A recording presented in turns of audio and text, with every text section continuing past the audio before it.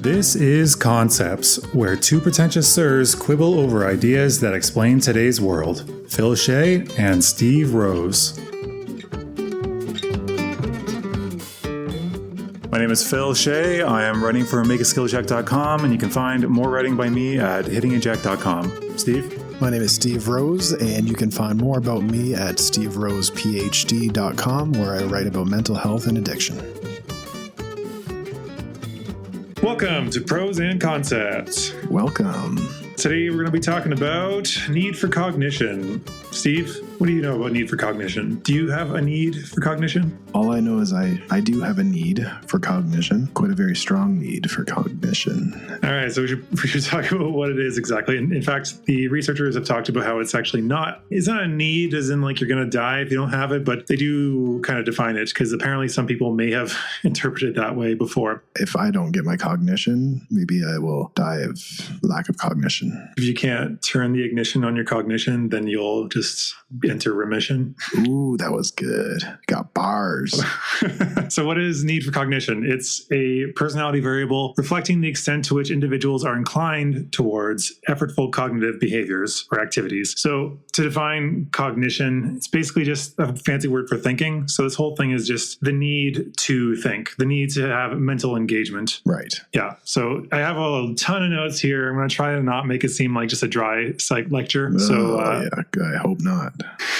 So it's related to a bunch of different stuff. Let's see what I have first here. So need for cognition is broken down into two different categories, broad categories. Personally, I kind of see it more of like most psych traits, it's going to be a gradient somewhere between 0 and 100. But broadly speaking, they talk about it in terms of high and low need for cognition or high NFC. NFC is just the faster way for them to say it. Do you want to just use the word NFC going forward, just so out of brevity? Yeah, sure. Whatever comes to you as we're speaking. So it's related to a couple other concepts we might have to dive into, like the elaboration likelihood model, which is whether somebody's going to consider an argument or not. The big 5 personality traits, which we're not going to get too much into, and fluid and crystallized intelligence. Those are, again, all these things we're going to kind of try to touch on just enough that you can understand what it's saying and then move off of it, because there could all be their own episodes on their own. So need for cognition is related to having a need to structure situations in a meaningful and integrated way. This is more people towards the high end, and they need to understand and make reasonable their experiential world. So like making the world make sense. They need to have explanations and understand why things work. I did actually try to find how it was distributed through the population, because I don't know, like about you, but my sense is that like maybe this might skew towards the lower. I don't know how it would go, but it feels like a lot of people really don't want to have to put effort into thinking. They don't necessarily find it that rewarding. So I wonder, like most of these traits, when we think about a bell curve, the peak of the bell curve is typically at the 50 points, just right in the middle. But some traits tend to skew a little bit lower or a little bit higher. So on this one, it's possible that the peak of that curve could be at like 40. So slightly lower than what you might expect. But I don't have any evidence of that. I couldn't find anything on it. So we're going to have to assume that it's just normal. So you suspect that most people don't have a high need for cognition? I suspect that, it's evolutionary psych, which is not super well founded, but that we, in general, even like studying languages, we tend to do what we can to preserve energy. We tend to do what's most efficient, to use heuristics and shorthands to decide stuff. And I think a lot of people would rather do that and have mindless entertainment than to be super stimulated. But I could be wrong, because I'm not saying everyone, like there's no smart people at all. It's more just like, I think there's a tendency towards the lower side is what I'm saying. Right. Well, yeah. There's a lot of people interested in things like podcasts, and those are intellectually stimulating. So certainly our audience is. Oh, yeah, for sure. I was going to say, if you're listening to this, you probably are on the high need for cognition side. Certainly. So to address that more specifically, we can talk about what high need for cognition is generally associated with. There's a bunch of these things. Feel free to jump in at any time. So the first point is they demonstrate an intrinsic motivation for cognitive tasks. So they don't need an extrinsic outside kind of reward to help them engage in thinking. They're going to do it on their own. Okay, so let me put that in layman's terms, because it's fancy words there. They seek out ways to think, learn, ponder, reflect, philosophize, have engaging conversations without being either paid to do it, forced into it, having to be compelled in some way, like they're going to get a degree that's going to get them a job. So they are just being forced to sit through this lecture and read that book, stuff like that. Yeah. In other words, they find thinking rewarding in its own right. They don't need somebody to be paying them or some sort of carrot or stick to motivate them to think. They'll do it on their own. So these people tend to have increased appreciation for debate, idea evaluation, and problem solving. They tend to engage in deeper thought processes, which actually protects them from certain biases like framing effects, which is just if you frame something with different words, you can make people more likely to choose specific options. But people who are high need for cognition are more likely to actually engage with what they're saying and be less persuaded by framing effects like that. And they're also less likely to fall for the sunk cost fallacies, which is when you've put in a bunch of money or something, putting resources towards some end, you're not going to keep pursuing it just because you put resources in if it doesn't look like it's going anywhere. Right. Right. So people who generally just think deeper and like to think a lot and find it rewarding to do so and are not easily persuaded by simple things. Right.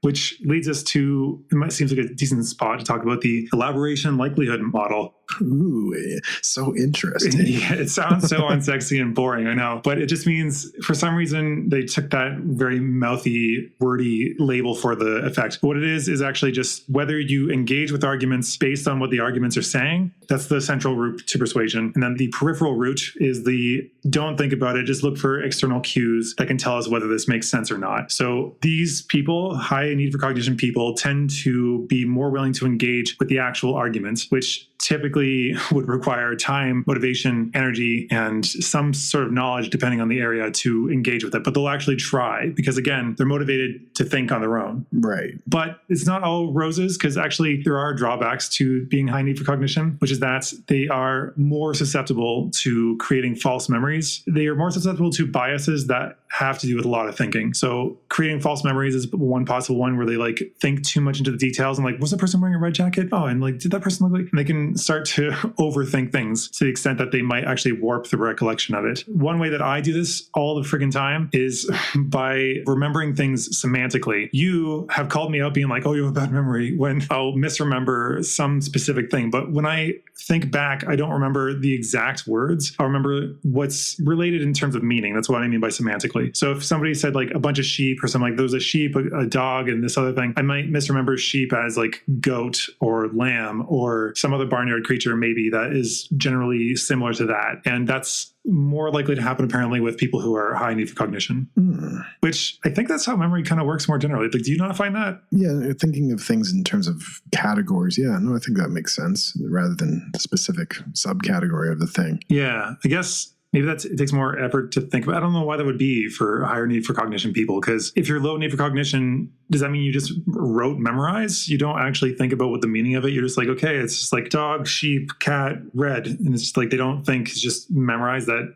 verbatim. I don't know, maybe. Right. Maybe high need for cognition, you're spending too many mental resources thinking about the relationship between all of those categories, and it takes some focus off the actual categories themselves. The actual item itself, yeah. The halo effect is another one that people high in need for cognition are still like kind of prone towards, but to a lesser extent. And just a reminder, if anybody doesn't know what that is, which honestly, I don't think most people would because we've never talked about it before, is the tendency for positive impressions to make somebody think that if you see somebody that's very good looking or very nice, you might extrapolate from that to think that they're really competent, even though it doesn't have anything to do with being nice or beautiful. We just take one positive attribute and then extend it more broadly. So that's less likely with high need for cognition, but low need for cognition people do it quite a lot. Oh, it's like a mental shortcut. Like, so pretty much high need for cognition, you're less likely to take mental shortcuts. Exactly. Actually, that is one of the ways that they describe low need for cognition. Basically, those people who are in low need for cognition tend to think heuristically. That's the word you're basically reaching around there. Right. Reaching around there.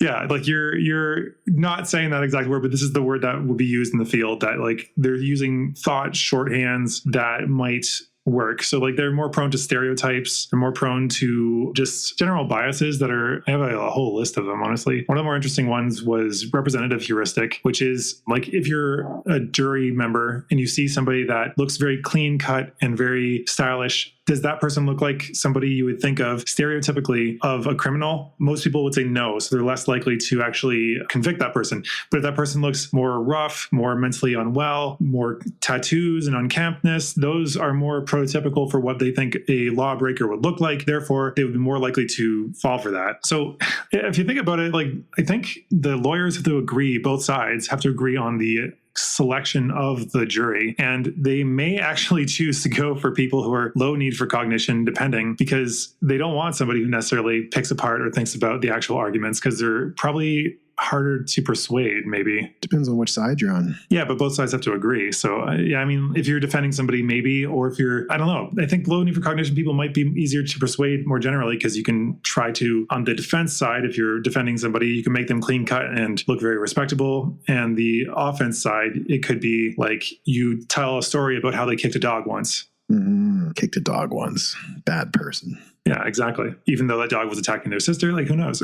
But you can just ignore the context. Mental shortcuts. Speaking of morality, actually, high need for cognition people actually have a higher moral capacity, is how it was phrased, to think and reflect and act on their moral principles. I think that makes sense, because morality is really complicated, and having the time and motivation to actually put effort into thinking, what is a moral decision? What should I do in that context? You have to kind of run through fake scenarios in your head being like, what would I do in that? Or like, did I do the right thing there? So I think that makes sense. What do you think? Oh, that makes a lot of sense. And beyond morality, it's like in philosophy, they would be calling it doing ethics. Like you're just doing everyday ethics more often, which takes up mental bandwidth, which maybe there's a drawback, because you can be using that energy to do other things like clean your house and till the fields.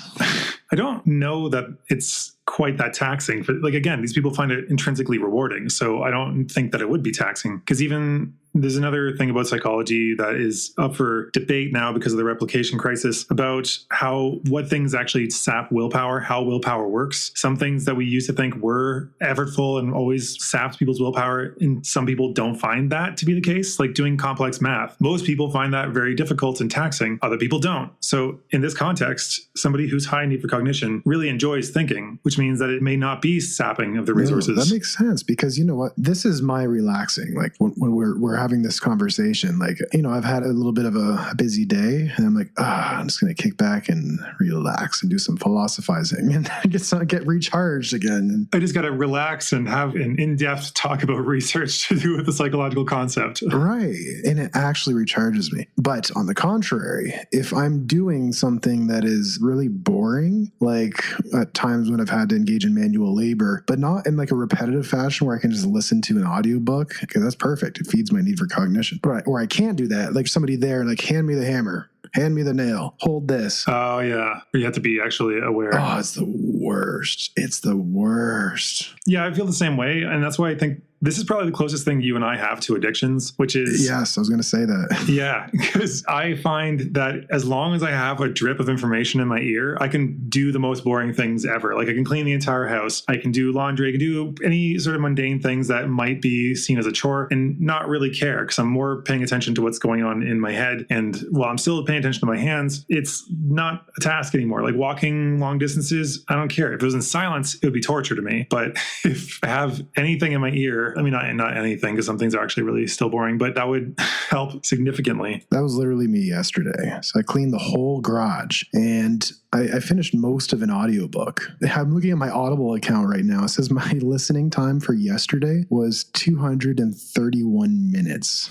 What is that in hours? It's almost 4 hours. Yeah. And plus the YouTube videos that I watched on top of that. So that was over 4 hours of listening to stuff just yesterday. Last month I had almost 37 hours, and May was my most recent one. I had apparently 96 hours of listening time, but it doesn't matter. We're just getting a little self-indulgent here. So let's get back to the topic. Self-indulgent. But I'm relating to the fact that it actually energized me. So I had my headphones on, I'm cleaning the garage, and I'm just energized. I'm going, I'm doing it. If I take those off and I'm just focusing on like sweeping the floor, I'm like instantly tired, instantly just like yawning, ready to fall asleep, dizzy, like What do you listen to when you're working out in the gym? The same thing I listened to yesterday, my audiobooks on therapy, psychology. Yeah, I mean, I do too, but people, I think, have told me that was weird in the past. And also, I find that if the book's at all humorous, it's a little bit dangerous at times. Oh, yeah, because you're lifting a heavy weight and it's like you start to laugh. Not a good time to start laughing. So apparently, this is just jumping back to the research. Back in 1955, this is apparently a fairly old concept, which I'm surprised to hear because I haven't heard that much about it. It's something I came across on my own, not in my undergrad at all. But they found that even in structured situations, this is kind of related to the moral situation thing, even in structured situations, people who are high NFC see ambiguity and strive for higher standards of cognitive clarity, which is to say that they see that things are still more gray and that they are trying to figure out,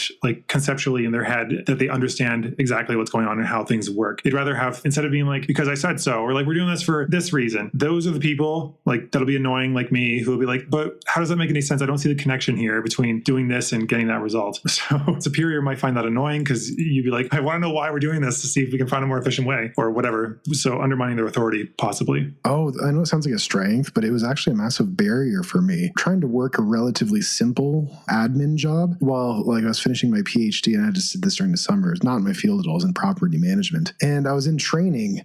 And they were just showing me how to like schedule grass cuttings and email people about different properties. And I'd have to ask so many questions that I was so in the weeds. I didn't even know how to do the job after.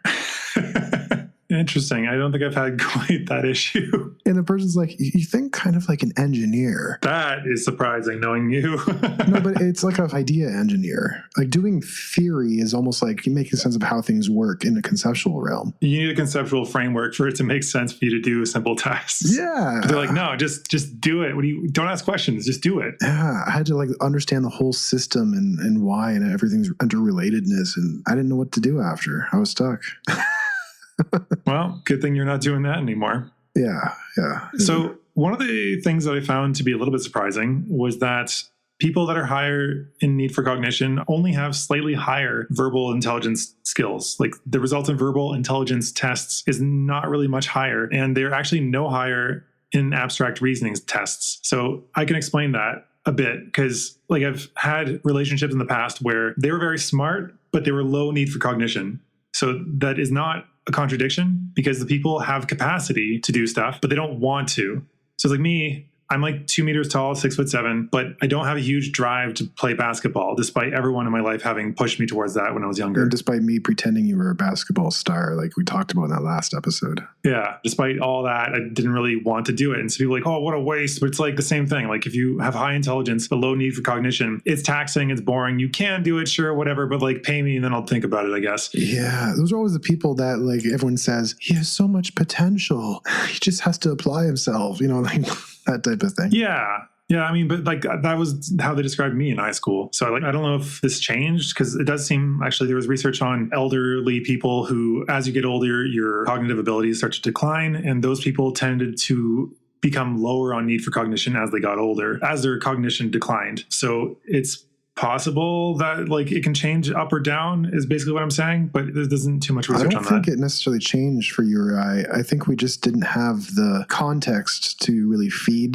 the need for cognition. Oh, so me in high school is like you at that job. They're just like, learn this, but why? How is this connected to anything? And they're like, no, you just have to know it. And you're like, Right. And that's why they always have like assignments and you would like do something completely unrelated to what they asked for. Yeah. And, like read various things outside of what was normal. And yeah, they'd say like, do X. And I'd be like, oh, okay. And I'd start with X and then I'd find something more interesting. And then I do Y and they'd be like, bad mark because you did Y. You didn't follow instructions. Exactly. So need for cognition, you started with like the topic of the classroom and then that curiosity got you out of that topic. And then it was a high need for cognition that made you do poorly in the actual topic. Yeah, that doesn't bode well for the workforce, I guess, for me. But it helps with being an entrepreneur. And also, I guess it can hurt me sometimes in researching for the podcast because I will go down random venues. There's a bunch of the elaboration likelihood model or the big five or these other things that I ended up going down. Like I was just reading an entire page on what heuristics were when I was waiting for you to be ready. But I'm just trying to figure out what things we've talked about still. I've got not too much more to say on the high need for cognition. There's some more specific things about low need for cognition that we'll get to in a sec. So high need for cognition people are apparently less likely to attribute higher social desirability to more attractive individuals or to mates. So basically, people who enjoy thinking more are more attracted to somebody probably for their ability to stimulate their ability to think and them relating on that same degree, I guess, the same trait, than they are on just having attractive partners. Like if you really like thinking, really like talking about ideas, you may choose somebody who's less physically attractive, who is better at stimulating you in that way and relating to you in that way than if you were to find somebody who's physically attractive but less mentally stimulating. Right. I think. That makes a lot of sense. And college students who have high NFC are reported as having higher life satisfaction.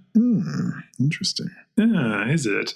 More interesting still is on lucid dreaming. What? People who high on in NFC are more likely to lucid dream more frequently, and found that frequent and occasional lucid dreamers scored higher on NFC than non-lucid dreamers, which suggests a continuity between waking and dreaming thinking styles. The researchers have argued that this has to do with self-reflectiveness or self-focused attention. Do you ever lucid dream? Occasionally, very rarely, and whenever I do, it's always very frustrating. I didn't dream very often. Actually, it was very inconsistent. And then now that I've come here, it just seems like certain times in my life, I dream a lot more. Since coming to Brazil, I've dreamt most nights. And some of them have been vaguely lucid for moments, but then usually that's just before I wake up. What about you? I think I used to fairly often. It's been a while though. Some people say you can train it, but I don't know, in your dreams constantly like trying to check digital clocks or turn light switches on and off to see if they do anything. Because apparently in dreams they don't. And I guess another thing is in dreams, you very rarely have or use a cell phone. Oh, that's so true. I never realized it. Yeah, you'd never have a dream of you like using your phone. Like, through the day, you're just like constantly like checking your phone and stuff. But in your dreams, you're not like checking your phone. No, usually I think there can be phone calls. I think that's something I've noticed since hearing about that, but you're not ever really scrolling or texting. It seems like written media is just not good. Just a lot of the time written down stuff doesn't seem to function the same way as reality for whatever reason. Right. Never knew that. I mean, it's probably not a hard and fast truth, but we'll check it out. Think about it. Let us know what you think in the comments below. Which we don't have. So in the comments below.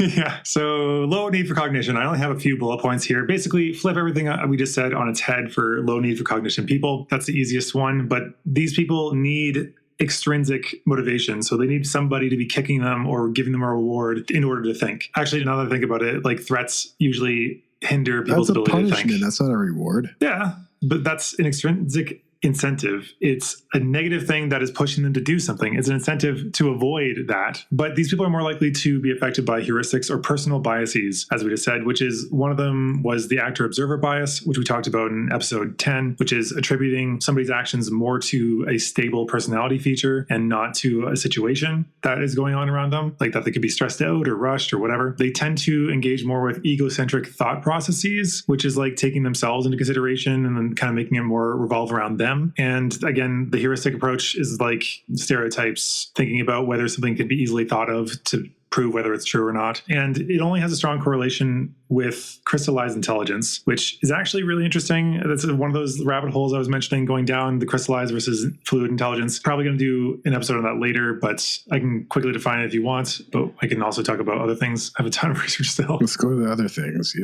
have a lot of stuff. All right. So apparently need for cognition correlates with epistemic curiosity, typical intellectual engagement, and openness to ideas. So epistemic curiosity was one of the more interesting ones of those, which is the desire for knowledge that motivates individuals to learn new ideas, eliminate information gaps, and solve intellectual problems. So, I mean, that's basically what we've been talking about this whole time. But I kind of do that when I'm like, I don't know, but actually I just realized I was organizing my notes on my desktop or my laptop, and I have one of those sticky notes. I have a thing. Oh, here it is. Ongoing research topics. I have a list of things that I'm like, I need to figure these things out. So that, I guess, conforms to epistemic curiosity. Like, these are gaps in my information that don't make sense. That's hilarious. These are the things I need to figure out. I do not know them. Well, I mean, do you think it'd be interesting to hear some of them? Yes. GDP, why it is good or bad, basically. Salt, is it artery hardening?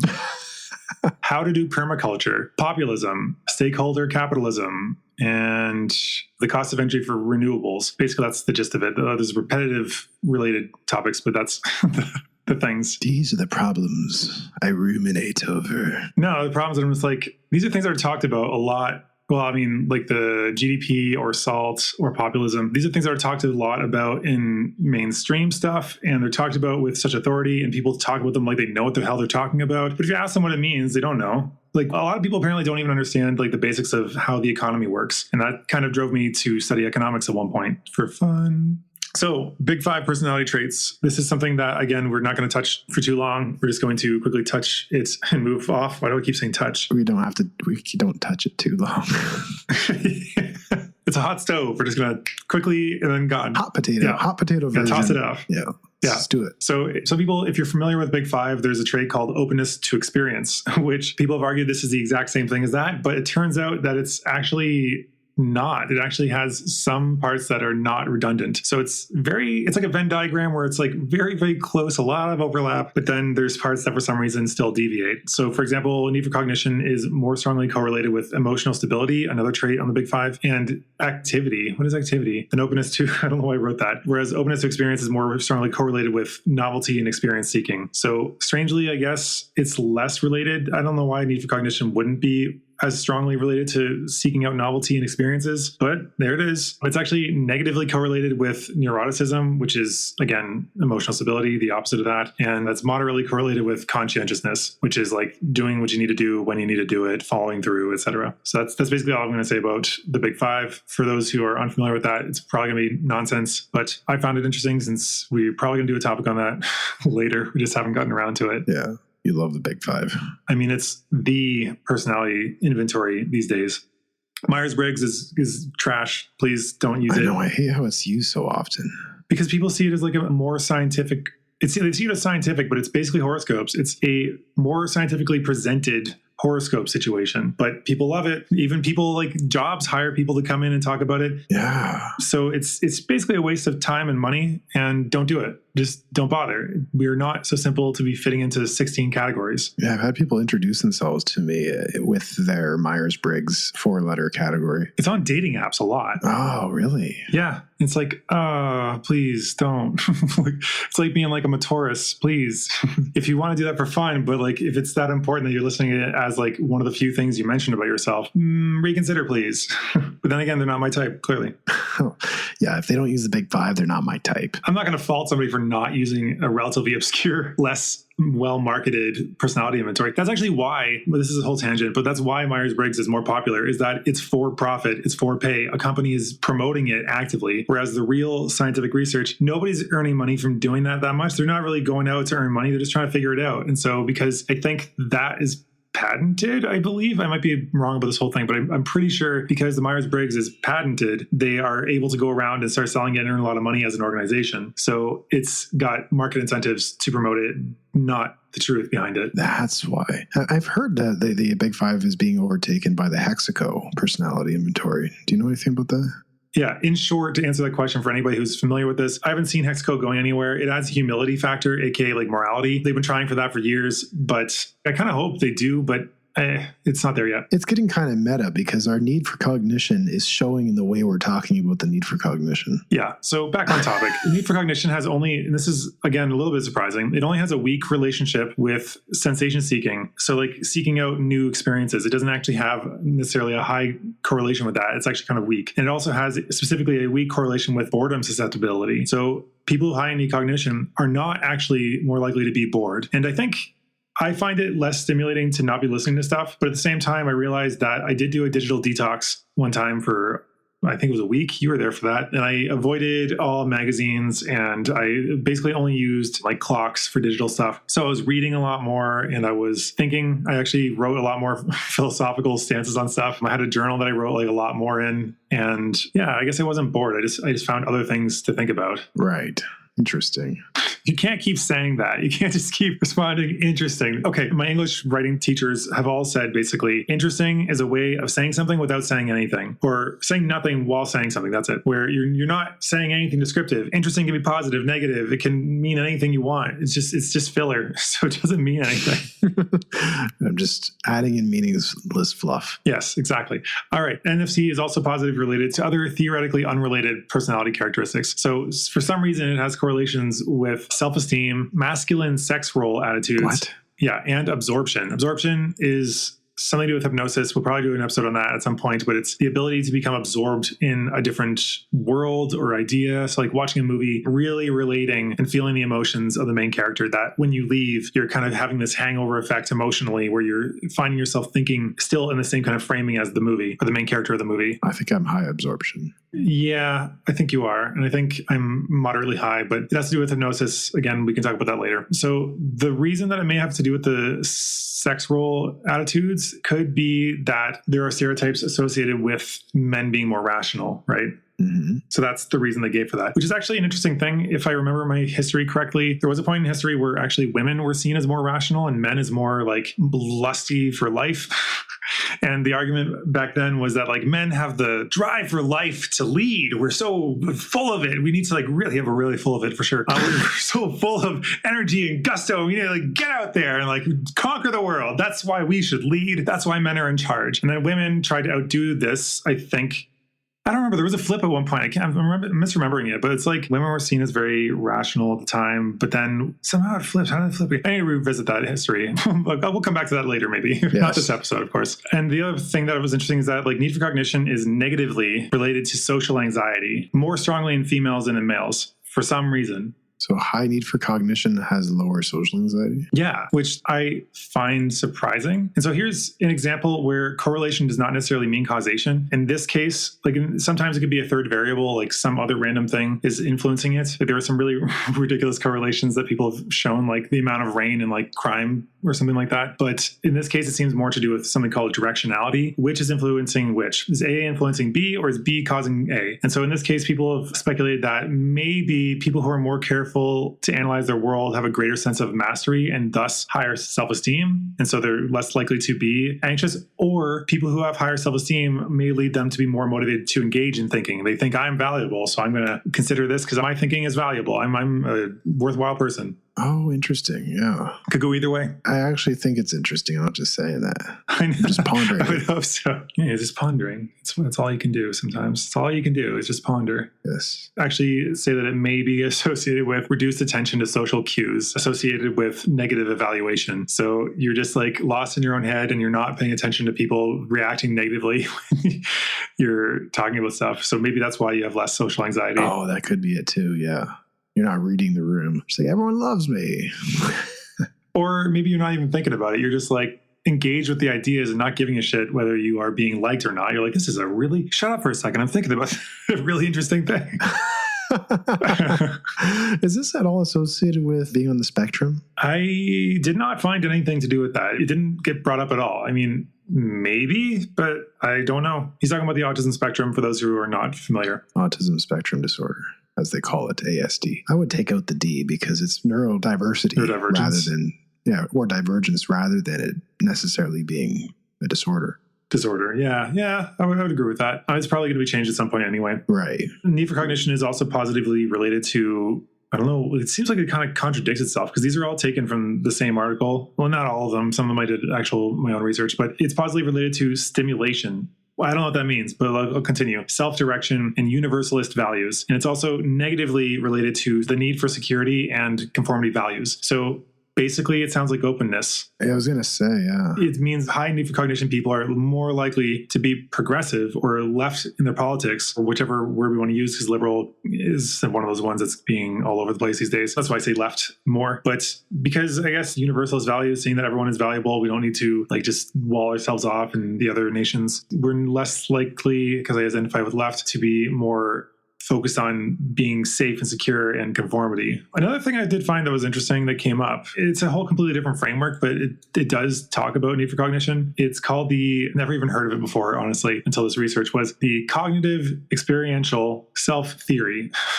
Which is just like, could you not have come up with something better? That's just like, let's just slap the colors of this thing on it and call it that. The red blue box. Like, okay.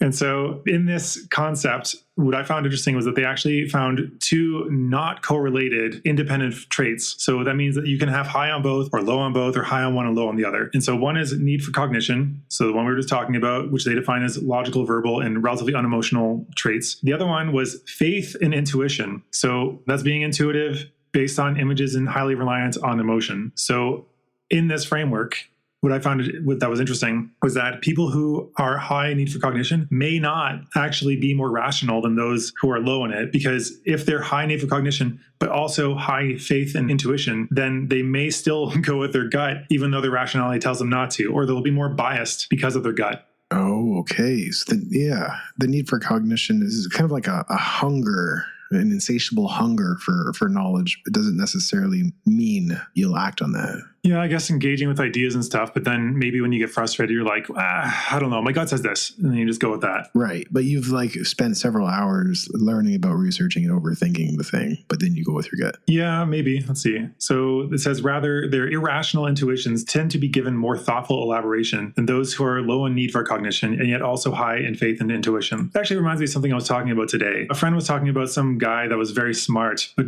I honestly think he might be a psychopath, but or something along those lines, maybe a narcissist. But they're like, he's very intelligent, so I don't think he's doing these things on purpose. He always talks about how smart he is and that he's always very certain he's right. And I'm like, I think that just isn't immaturity. Like a lot of problems that we have, you can be very smart, but you can still keep doing evidently stupid things. And the reason for that, as at least my diagnosis, broadly speaking, is that there's an emotional situation going on that's not being acknowledged, because people who do rely a ton on rationality ignore the emotional side and think that it doesn't matter and it shouldn't be regarded and we should just ignore it and focus on the facts. But those people tend to actually have a lot of emotional baggage that they're not addressing, which is completely biasing their thinking. What do you think? Oh, completely.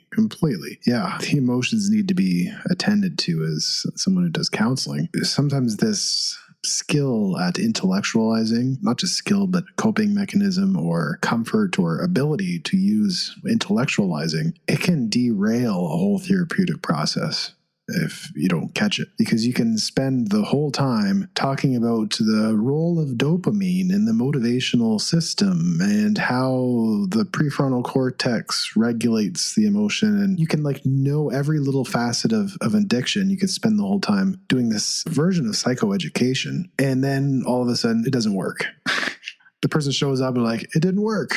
That reminds me of people who try to give you advice and they're like, oh, like, just do this. Like, it's for this reason. It's like, I know the reason it's happening, but like, I can't stop it. And that's the problem. Like, I keep doing this thing and I'm trying not to. You don't have to tell me. I'm not stupid. I can figure out like what is driving it. It's just that it keeps happening regardless. So that's when you know it's like, it's more of an emotional thing. It's not to do with the rational side. You're not stupid. It's just a problem that's not being addressed. And that's, I think you talked about that a couple of days ago to me in private about how that's how people give advice. Right? Oh, what were you saying? Yeah, it was that comic you sent me about a man realizing the value of his philosophy degree when he notices someone in the grocery store having an existential crisis.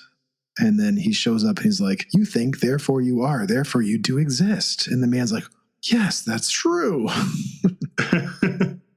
Yeah, like that's all it takes. That's all. If folks pack it in, a little philosophy is all it takes to figure out the world. Pops the man out of his existential crisis. I do exist, but you know, that's exactly it. Most people think counseling is this irrational process where you just give someone really good advice. That doesn't work at all. Yeah. Okay. So that guy that I was just mentioning, I'm not going to talk too much about somebody that like nobody here knows, but it's like he was saying that he went to therapy and that the therapist told him to do X. And I'm like, that does not sound like therapy to me unless it's a really bad therapist. Therapists don't tend to say, go do X. That'll solve your problem. No.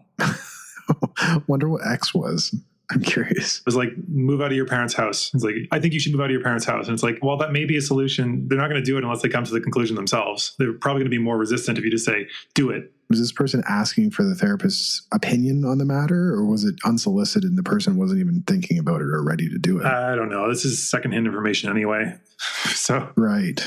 Yeah. So rabbit hole we went down is pretty much saying that this high intellectualizing ability is somewhat of a weakness when it comes to dealing with emotional matters, particularly in counseling. And people can show up with a high need for cognition, and you can be lured into a psychoeducation where they're like, tell me more about how the brain works. But what they're really doing is avoiding talking about the real stuff. Yeah, that makes sense, because it's more comfortable to focus on the cold, sterile facts than it is to talk about like the emotional trauma you've been through and how it made you feel and blah, blah, blah, because then you're actually having to possibly, at least on some level, relive it just to describe it. Right, exactly. The only things I have left are, one, the fluid and crystallized intelligence stuff. It's basically just going to say what they are, to say like that low need for cognition people basically rely almost entirely on crystallized knowledge. So I'm just going to quickly talk about that. Fluid intelligence is the capacity to reason through complex and abstract problems. It includes the ability to learn new things and generally declines with age. So it's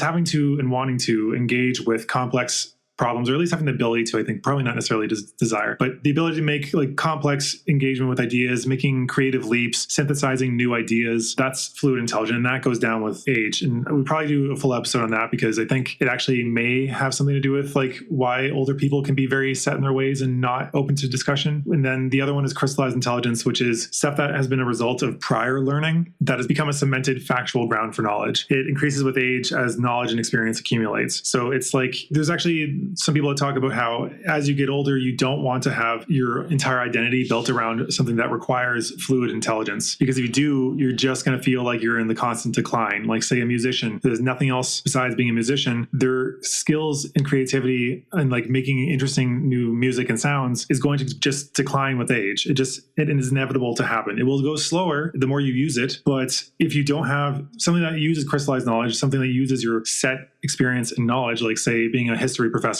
or something like that, then you probably are going to feel very bad about yourself as you get older. Like you're over the hill and you've got nothing else to offer, which isn't true. Like you can still teach and help the next generation come up with new ideas. Right, but the teaching relies on the crystallized knowledge? Generally, I think research generally relies on the fluid intelligence because it's like you're making creative leaps towards new venues of research and, oh, this concept might be related to that concept, or these two concepts may actually be related or be the same concept. So yeah, but teaching, like talking about like, I know X, Y, and Z, here's how they go. Like what we're talking about right now, the actual facts and research would be crystallized knowledge. Right. So the fluid knowledge is more regarding process, whereas crystallized knowledge is regarding content. Yeah. Like the more fluid episodes we have, like I guess that's just an adjective, but also related to the intelligence fluid. The more like the last episode where we just kind of shot the shit and talked about the thing, that's probably more fluid intelligence where we have to make our own inferences and make connections on the fly. That was a fun episode.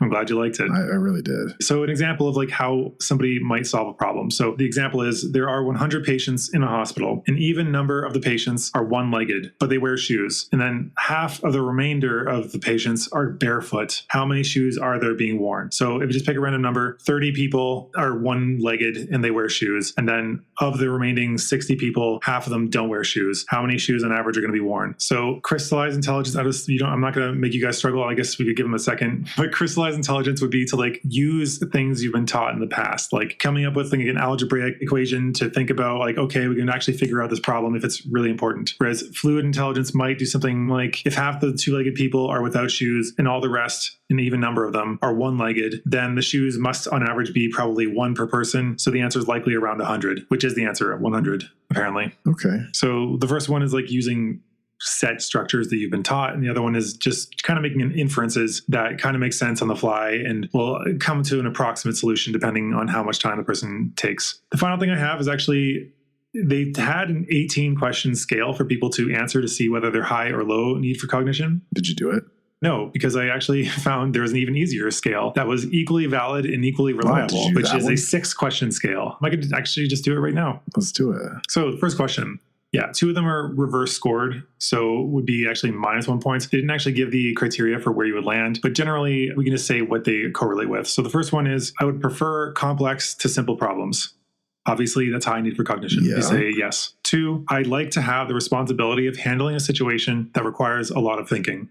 Yep. Again, high need for cognition, if you agree with it. 3, thinking is not my idea of fun. So saying yes to this would be low need for cognition. 4, I would rather do something that requires little thought than something that is sure to challenge my thinking abilities. Oh, I hate that. Again, low need for cognition would say yes to this. 5, I really enjoy a task that involves coming up with new solutions to problems. Yep. High need for cognition. And 6, I would prefer a task that is intellectual, difficult, and important to one that is somewhat important but does not require much thought. Oh, easy, yeah. So again, if you said yes, it's high need for cognition. Apparently, this is actually fairly good at predicting whether you are high or low need for cognition. Though, again, I think this is probably overly simplified because I think it's probably not a binary of like high or low. It's probably somewhere in between a lot of the time. Of course. Yeah. I think we're both pretty high on that scale. Not to be self-indulgent again. I think anybody listening to this up to this episode would be, if you've been listening to like more than like one episode, you probably are high need for cognition, or at least somewhere on the higher end of the scale. It's called concepts. Yeah. Yeah. Like, Yeah, who's exactly. gonna click on that? Like, oh, a podcast on concepts. So interesting. We've also got pros at the front of that now. Oh, pros yeah. and concepts. Ooh. Maybe somebody who likes puns. Maybe someone who likes prose.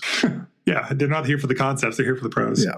We're the wrong podcast for that, because we've really slacked off on getting guests. But we will have some more soon coming up. We've got Actually, some big names in the hopper. yeah, some decent names from the YouTube sphere. But that's all we got for today. I don't really have anything to recap, because I think it was quite the same idea over and over again. Basically, high need for cognition, you like to think, and you don't need to be motivated to do that. Low need for cognition, you don't like to think. You probably aren't even listening to this. So that's basically it.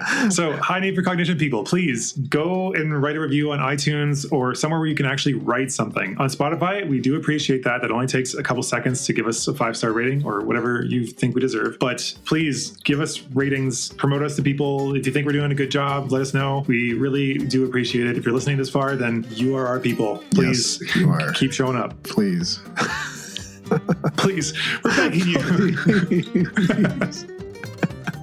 All right, that's it for us. We'll see you in another 2 weeks, and thanks for tuning in. All right. Bye. Well, I have very thin skin.